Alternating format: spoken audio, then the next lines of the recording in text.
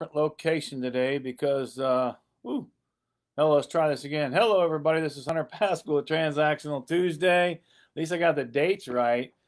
The video hopefully is operating pretty well because we are in a little secluded area. My office is supposed to have gazillion speed in the internet world, but sometimes you don't get what you pay for, right? You don't get what you pay for all the time. And that's the things we're talking about today. You don't get what you pay for. Well, here it is. Here's what you get. So just a little update. Transactional Tuesdays talks about tips and tricks and things that happen and some things. So today we got a couple closings going on. I'm going to talk about those. But first of all, I got to talk about this situation that just happened to me today. So we bought a property about how many months ago now, Pam? 3 months ago or so. How many? 3 months ago or so, 90 days. I've owned this property for 90 days. I knew it had a tenant in there without a lease. And also I knew I had a tenant in a property that didn't have any running water. And I knew I had a tenant in a house that had children in there. And they're doing drugs and they're just, not upkeeping the property. And when I bought the property, I knew there was a little code violation.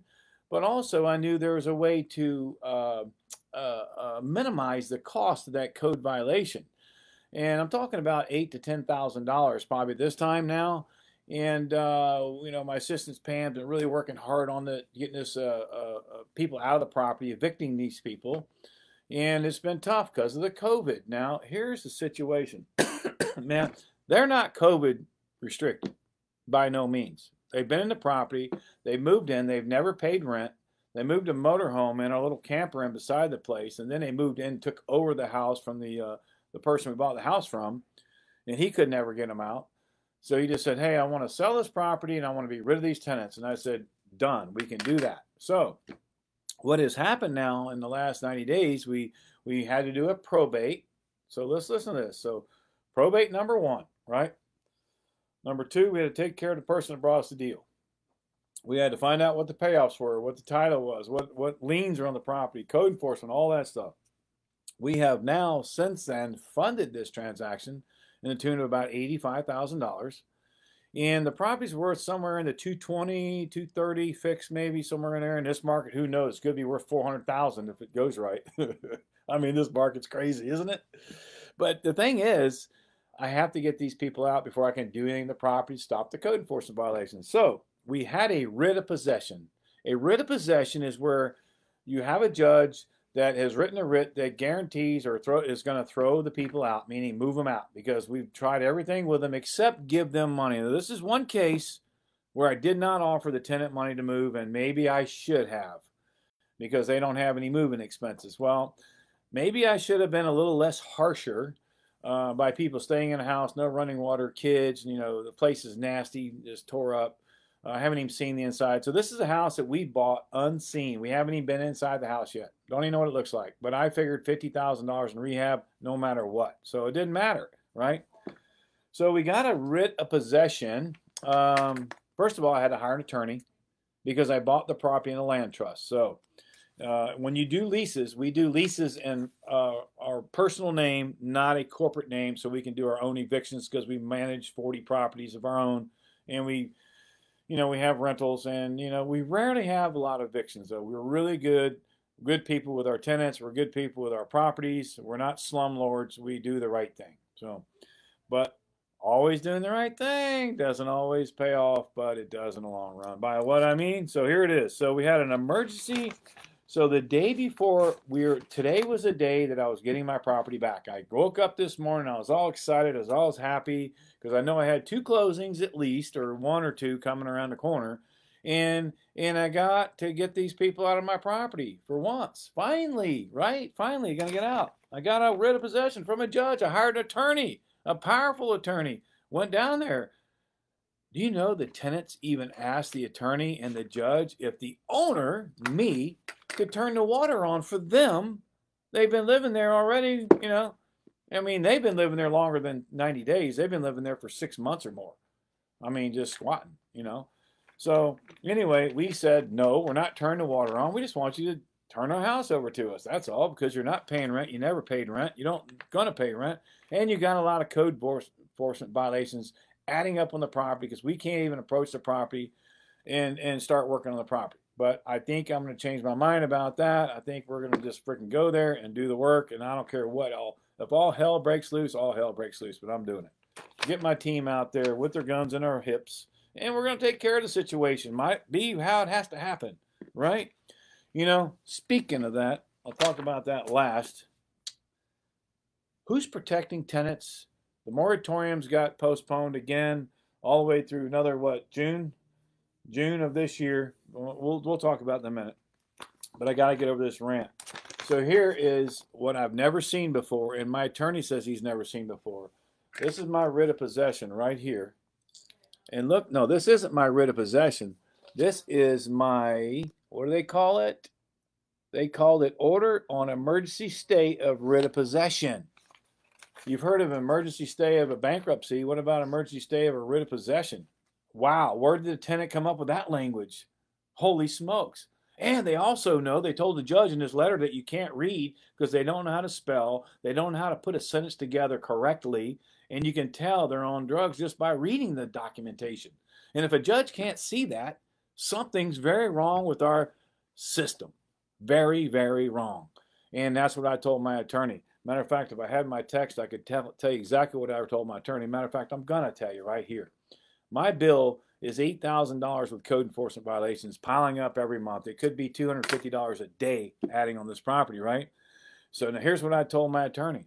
You're going to file against this judge.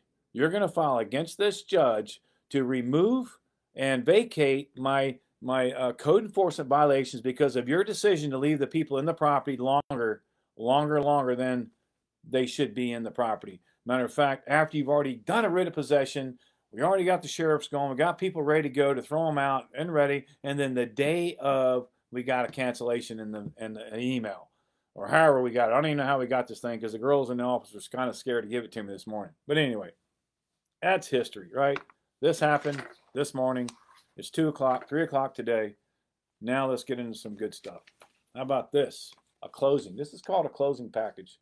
I have not been to a closing in over 15 years. I don't go. Last time I went to a closing, somebody tried to negotiate my purchase price at a lower price with me at the table. I stood up, I turned around, I looked at my title company, and I said, I'm done. I'm not selling the property any lower. We have contracts, we have agreement. If the guy closes, he closes. If he don't, then I don't care about it. Keep his damn deposit, and I'm done. I'll never be back to the table again. And that's what happened. I have never been back to a closing since then. All the closings come to my office. I get the proof from 3 or 4 days prior to closing. I get to make sure, because there's a 3-day altar there. And also, so this property here is one we bought. We've talked about this property, but now we're closing on it. So we have a net on this one that we bought from a wholesaler. And any wholesalers out there that want to sell me a property, I'm here, I'll buy them. But I'm not going to pay freaking top dollar. We're just going to make it fair. Let's be fair about these things, you know? Let's be fair about what you're doing. Don't try to make, you know, $50,000 on a wholesale flip and the rehabber's going to make 20. That ain't going to work. It ain't going to work like that, right? So I got a bunch of rehab teams all over the place. We're in the middle of rehab and stuff everywhere. And we just purchased a bunch of stuff as well, right? We just bought not this little thing that I got to get squatters out of. I mean, I knew it was going to be a challenge in the beginning. Don't let me sit here and act like I didn't know something was going to happen wrong with this, but I didn't think it was going to take this long and this much money. But anyway, it's the way it is. You know, if you don't take a risk, you don't get a reward. Sometimes, you know, risk is worth a shot. Risk is not worth a shot sometimes. But my good friend Frank McKinney says, no stretching the risk muscle. You're not going to get out there and do any better. Here's a deal. I don't know if you can see this now. Here's a number right there on the bottom, right there at my fingertip. Can you read that number right there? Somewhere in the $200,000 range. What is that number? Well, let me tell you what we paid for the property. That's $287,000. That's net to seller. We bought the property for $205,000, and we rented it for about 14 months. And then we went in and put about 15, 20, maybe 15, not 20, 15,000. I'm just getting the numbers now. So we're in this. We're gonna make about $60-something thousand. And this took a little while. We did buy this property in February, I think, of last year, and we're selling it February of this year. But it was tenant occupied. We bought that property wholesale with tenant occupied, and we're gonna make over $60,000 on one deal. So I don't have too much to bitch about, right? $8,000 code enforcement lien, $3,000 attorney fees. What really gripes me though is when the people that we're paying their social securities and we're paying all their stuff that they're trying to get, and then they take advantage of us on the other side as well by not paying us, by not doing what they should, by not cleaning up the yard, by not cleaning up their mess, by not cutting their water on, doing whatever they need to do, right? It's just a mess. I mean, I think it's just horrible that the system's that way. So let's look at this deal. Here's another one. We got 2474 Commerce. There's another one. Let's see what we got. This one, the number is, look at here, 153. So that deal we closed. We're closing Friday. We're closing tomorrow. The one I just showed you, we're closing tomorrow. It took a year, but we're going to net about $70,000 on that deal. That's not too bad. Here's another one, right? Where is numbers on this one? This one is 153. I don't know if you can read it that well right there. You get it there. This is a HUD right here. These are real documents. I don't do anything smoke and mirrors. It's all the real stuff, the real deal. The stuff's here. We're doing it. And this particular deal was a little different. This is one where we already made with a student. We made, I think it was $10,000 each. We made $20,000 on a wholesale flip.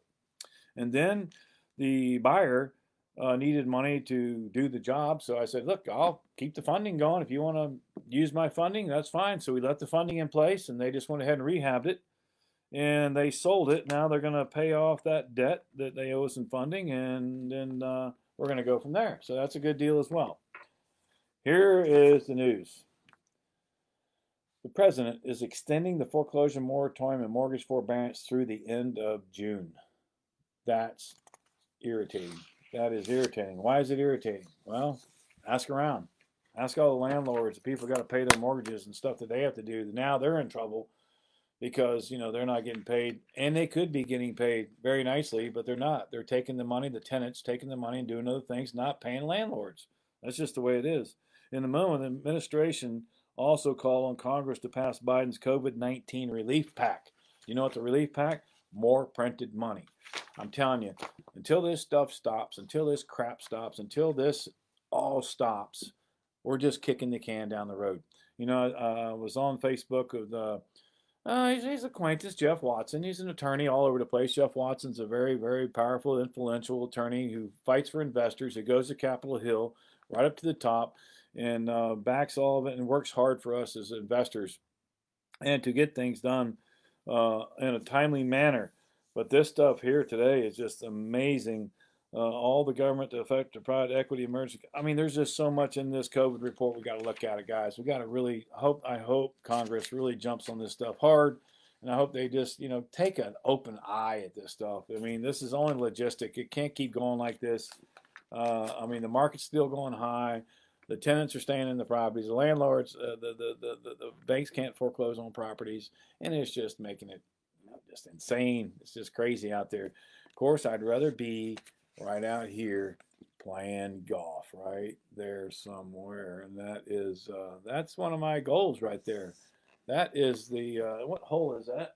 Oh, that's a challenge. That's on this side. I forgot. That is Pebble Beach. I think that might be Pebble Beach. I haven't been there yet, but we're going. I got it. We got good flights coming up soon, I hear, and we're going there. So look, after the day's done, here's what you count. Your blessings, you got your breath, you got your life, you got your health. That's what matters. Oh, yeah. Bitcoin, that matters too. Bitcoin's huge. I'm following one of my students. One of my students is just really taking off with this Bitcoin stuff. And it's amazing, man, what he's done in less than a year. He's over $1 million in a year. And unbelievable. So I started working around with some of the stuff he's got. I was in it long-term hauler, but now I just got excited again about it because I'm seeing not just this because it's just volatile. It's going up and down, just different coins, different people get involved. Elon Musk put 1.5 billion in. You guys all heard about this. So it's all was it million? Billions or billions? And whatever it is, a lot of money. I think it's billions. So the thing is, you just got to keep chucking on. Also, if you're local here, Debbie and I are looking for somewhere around 335, 400 property we can buy for 1031 tax exchange. That's what we've done. We've already fulfilled one tax exchange this year. We're doing another one, and I got more coming up because we're selling more properties that we have lots of equity in, and I want to get these things sold in 1031 before taxes change really bad. right? So that's what we're looking at. And, you know, Transactional Tuesday, I gave you some bitch. I gave you some deals. We showed you how some deals. If you want to know how to do those deals, they're not hard. It's just you got to be aware of what's going around. You got to be aware of your surroundings. You got to be aware of the property, constructions, cost, sellers. You got to be just knowledgeable of how far you can go and how far you need to go in the rehab. Debbie and I went and looked at a rehab yesterday. We're trying to fulfill this 1031. I'm telling you what, Open Door, is that what it is? Open Door? They got some shit. I mean, I'm telling you what, I cannot believe the crap that people are buying out there and the stuff that the people are selling out there. I mean, my rehabs, I got to pull back. I mean, I hear, and we did pull back on the Sutter Mill. We didn't put cabinets in there. We put granite over old cabinets and painted cabinets, and it went. So I don't like doing business like that, or I don't like doing rehabs like that, because we like to mack them out. We're proud of our work, and we want the people that buy our house to be proud of our houses. So I don't know. I'm not proud of how we have to wing into this market now, what we have to do to make a difference, you know. But anyway, we're going to keep going at it. I hope you keep going at it. And there's a few people who have been on here that aren't always on watching. I'm getting a lot of messages. I hear this all the time. Hey, Hunter, I'm watching your videos all the time. You really got some good stuff in there. Matter of fact, I got this guy that wants to do business with you. And so people are just sending me people. It's amazing. They're just sending them over. I got one guy 2 weeks ago said, hey, Hunter, I've been watching your videos, and I got a pre-foreclosure, but it might be a short sale or it might be subject to. I don't know what it is. So I said, send it in. Let's look at it. We did a sub 2. He's got $60,000 equity in his freaking pocket. You know, he cut us a check for 19 grand. We made 19 grand this week or last week, whenever it was, for helping us partner get through the process, understand everything he needs to do, the documentation, everything. Now he can probably go do it on his own. So who knows? That's how it works. So if you want to get some deals done and you have some, and don't bring me all the crazy shit. Yeah, I can do it, but you know, we like to do some of the easier stuff too sometimes. Like that sub 2 deal was pretty easy. Matter of fact, the student was going to actually pay off all the debt, which was about 140,000. And I said, why don't you just use the money that's in place? And that's what we did. We used the money that was in place, and he spent about 50 grand out of his pocket, but he's going to be making over $600 a month income just monthly. And then when he sells the property, he'll probably make about 60,000. So not a bad day at the shop for him either. So, hey, we've been on here 17 minutes. I don't want to take up any more of your Tuesday. Use some of this message. Share this thing. Like and post. Whatever you need to do. Get on board. We have mastermind meetings once a month with a group of people who are definitely engaged themselves and they've invested themselves. If you want to be on that mastermind, you want to learn what we're doing in this market and how we're pivoting and moving and doing all aspects. We're not just short sales. We're the Olympics of real estate. The Olympics mean all, encumber all of it. That's what we do. So if you have a deal, you have a loan, you need a property, you have this and that, let me know. We'll hook up with you. And I enjoy these little talks, and I enjoy the events that I learn from judges and what they can do and override shit they already approve. I don't know. It's crazy. Anyway, have a good day. Just keep that smile, keep that positive attitude. As my good friend Kurt Chenna says, I got joy in my heart, and let's share it with others. Talk to you soon.